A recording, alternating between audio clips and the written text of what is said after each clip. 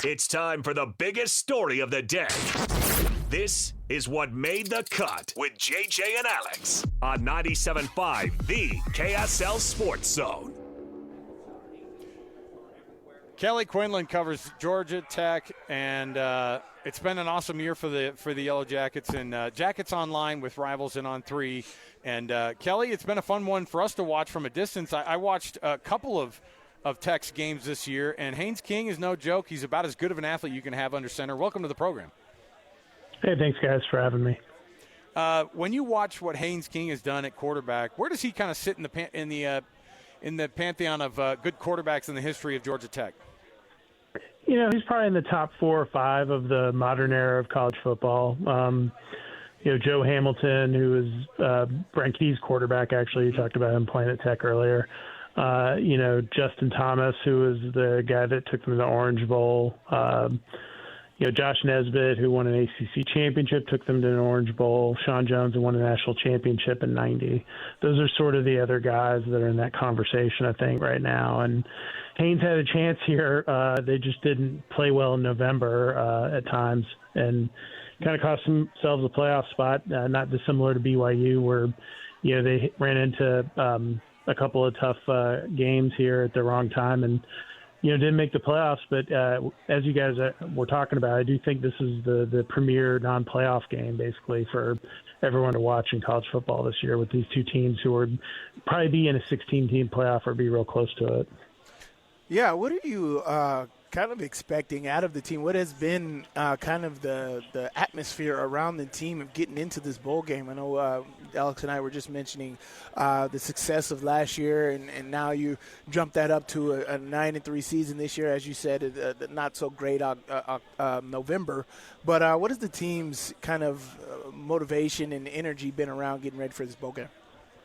I think everybody's frustrated. They had kind of everything right in the palm of their hand there and just didn't get it done in a couple of games. And all the losses were real close. Buster Faulkner, the offensive coordinator, left to go to Florida. Mm-hmm. Your backup quarterback goes in the portal, who was supposed to be the starter next year. So that's been a little funky. But, I think everybody's just kind of focused on trying to win the 10th game, get Haynes King that last win. He was the ACC Player of the Year, Offensive Player of the Year, and all-around Player of the Year. So, there's a lot riding on this. Haynes kind of his warrior mentality, I think, is rubbed off on a lot of the team and the fan base too. And they love how tough he is. And at the end of the day, it's a tough matchup. That's going to be what's interesting about this game, and a fun matchup too. I think it's going to be very different than the last couple times BYU played Georgia Tech when they were running the option with Paul Johnson. It's interesting, yeah. And I was covering that team back when Bronco Mendenhall was the head coach, and he had just a knack of trying to getting after. He had a knack for kind of covering up that type of an offense. But I think things have changed a little bit. They have added enough wrinkles that the tough nose stuff. But Brent Key knows what Georgia Tech football is, of course. But what is it like having him at the helm? What kind of a team kind of identity? Even with the stuff that goes up and down, if you have a culture and an identity, that culture and identity stays even if an offensive coordinator leaves and some big players go to the transfer portal. What has he meant to coming back and coaching his alma mater? The thing with Brent is he's an offensive lineman. He was, a 4-year starter here, and he brings that mentality. There are 14 offensive linemen on the staff right now, something like that, in various capacity roles. It comes from the top down, and from the strength coaches all the way to people who work as analysts or in the office. They believe in his vision for this program and what it can be, and he's done a great job of selling it. They've done a great job of embracing it. They've had really good crowds at the back end of the season, great environments. And the big thing is he's gotten people to invest money, too. They have one of the stronger collective groups in the ACC and probably in the top 20 in college football now. And that's a credit to Brent Key and what he's done and kind of developing that and trying to bring Georgia Tech to being back to a top 25 program perennially. And this was the first step towards it. This isn't the end goal, but trying to get that 10th win, making sure you stay in the top 25, all that stuff I think is really important to him. And, I'm sure with BYU, not getting in the playoffs and and your two losses being what they are, I think that's going to play big into this as well. I think they're going to be fired up as well. Yeah, Kalani Sitake gets his guys, I think, revved up for games. Even if there is disappointment to end the season, they look at it like, hey, they're having a pretty historic run, a couple of seasons in a row of winning 11 games, and that type of performance in the Big 12 is not something that happens every year, but they've done it the last two. What is the attitude about BYU as an opponent? Georgia Tech, of course, comes in. They're ranked 22nd. BYU's 12th. But you see the Cougars across on that paper. Were they pumped to be able to play that game? Or what's the attitude surrounding playing the Cougs? Yeah, it depends on who you ask. I think some fans were maybe hoping for Missouri because I think a lot of people kind of scoped out what was going to happen there. Their quarterback was going to leave. Originally, Georgia Tech was supposed to go to the Gator Bowl, and Notre Dame was going to play BYU in the Pop Tarts Bowl. That was once the playoff seedings got out. And so from that point on, it was, I think people are excited. I think they're a little more nervous about this game than they would have been playing Missouri, just because I think they see BYU as being a really tough opponent. Obviously, quarterback Bear's a heck of an athlete, and people are very excited to kind of see how this team measured up. And, the big thing, too, is the last two times they played, BYU just really kind of physically dominated Georgia Tech, the line of scrimmage. I feel like this would be a much better kind of litmus test to see how much they've improved on that front in terms of being able to more physically match up with what BYU is doing with a totally different offense and a different coaching staff now at Georgia Tech. What has the last few years been as far as this program's transcending into this new upper echelon of being dominant in the ACC and now vying for college football playoff positions? Where is this program going? What have they all experienced from the years after Paul Johnson and now changing here to Brent Key? And where do they expect this program to go even after Haynes Kings leaves? So they had Jeff Collins. He was the king of the hashtags, and the students towards the end started calling it the hashtag, Adidas's three-stripe life. Oh, they started calling it the hashtag 3-win life because they won 3 games 3 years in a row with Jeff. And, and it was a program that had been to a bowl game like I think it was 24 out of 25 years or something like that. So it was. This is much more along the lines of expectations. I think they're still kind of getting where they need to get to.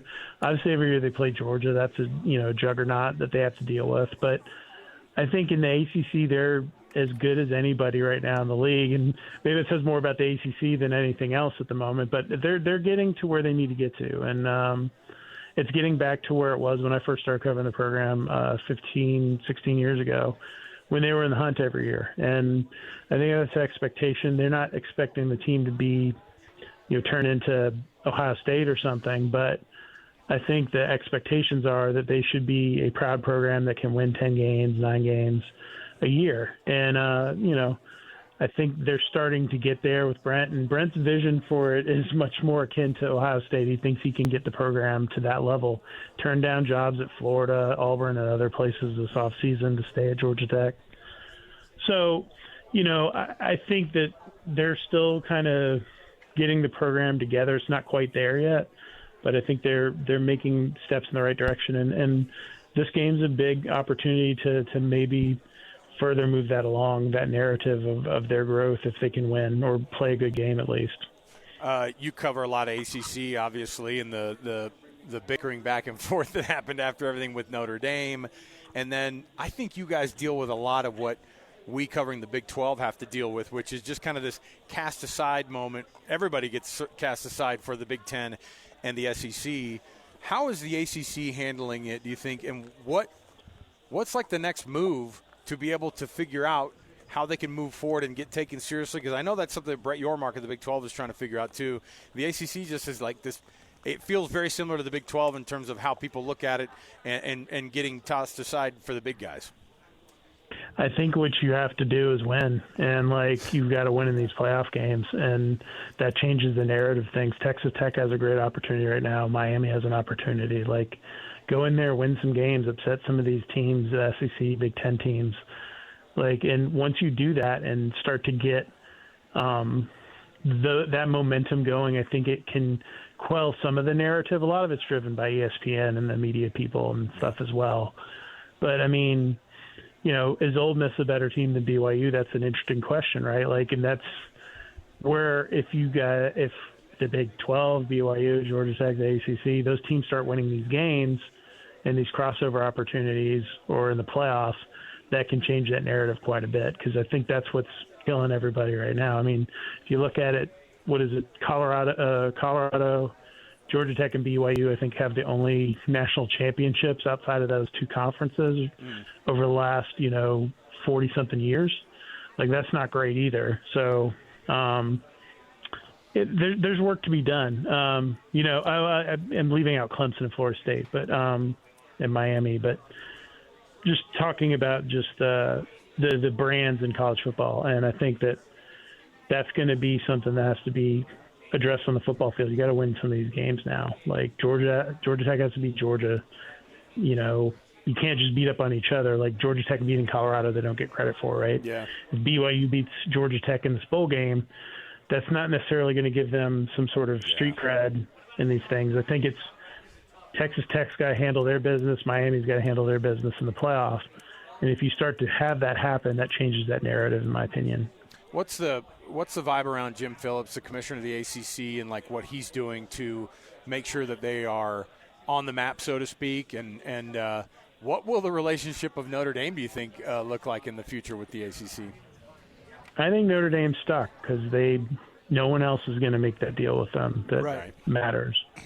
And everyone going to 9-game schedule makes it that much harder. Like, they want to crow that they can do X, Y, or Z, but the reality is no one's going to schedule them in November. Who are you going to play, UMass and UConn? Like, that's what you're going to get, a bunch of games like that in November if you don't have the scheduling agreement. So they're trapped. They want their independence. This is the only way it's going to work. So they got to calm down, and it made them look terrible to do that and act like that. And at some point, they may have to join a conference. It's a tough decision. Obviously, BYU went through all of that many years ago. Like, you have to make those decisions at some point. Georgia Tech was an independent at one point. Like, people have to do what's in their best interest. I think it'll be interesting to see what happens in Notre Dame if they continue to have scheduling problems or get left out of the playoffs. Like, what does that look like? So I think they need the ACC more than they realize, and I think that's starting to come to light because the reality is they're closer to the ACC or the Big Ten than, say, if they had to try to make the same kind of agreement with the Big 12. That just, their fans wouldn't stand for it because they wouldn't want to go on such long road trips and things like that. Yeah, man, I agree. One, you got to win for both the ACC and the Big 12 in Tech in Miami. And then at Notre Dame, man, they did look like little temper tantrum kids, especially AD. He's not right during Christmas. He's on the naughty list. But who else, before this game kicks off here next weekend, who else should we be looking out for as far as BYU fans and others watching on this football team, from Eric Rivers at the receivers to Kyle Eifert on defense? Who are some of these other guys we need to look out for and why? The big playmakers on offense, aside from those guys you mentioned, Malachi Hosley, the running back, he's been really good for them. He was banged up in the back end of the season. That kind of hurt him. I think he's getting healthy now. Isaiah Canyon's a big play wide receiver. Malik Rutherford in the slot's a big play guy for them. And then on the defensive side, Jordan Vandenberg has been excellent for them, the defensive tackle. They've been very rough on defense. October, November were really rough for them. They got together in the Georgia game. Amari Harvey at corner is really good. They have some nice pieces. One of their best defensive players, Jai Gilmore, is out for the year. He got hurt in Boston College, maybe. I forget what game it was, but he's out for the season now. So they've taken some shots. They've had a lot of guys injured on the defensive side of the ball, and that's impacted that, particularly the loss at NC State. They were down like 5 guys in their main rotation on defense, and 4 of them were starters in that game. Kelly Quinlan covers Georgia Tech with Jackets Online, part of Rivals and On 3. Kelly, thanks for the breakdown, man. We're looking forward to the Pop Tarts Bowl next week, and it should be a fun one. Thanks for hanging out with us, man. Thank you. There you go.